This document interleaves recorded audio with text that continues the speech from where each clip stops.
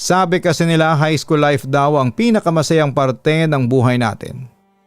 Dito marami tayong mararanasan, makikilala at mararanasan ang unang tibok ng puso natin. Papadudot masaya at hindi ko malilimutan ang yugto ng buhay kong ito.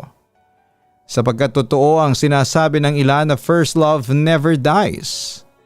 Ang tunay na pag-ibig ay hindi tumitingin sa kung ano ang meron at kung ano ang narating ng isang tao. Year 2001.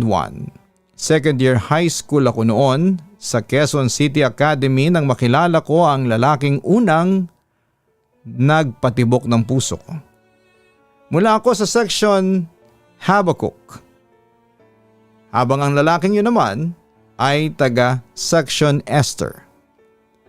Ang school kasi namin ay isang building lang at ang klase ay nahahati noon sa pangumaga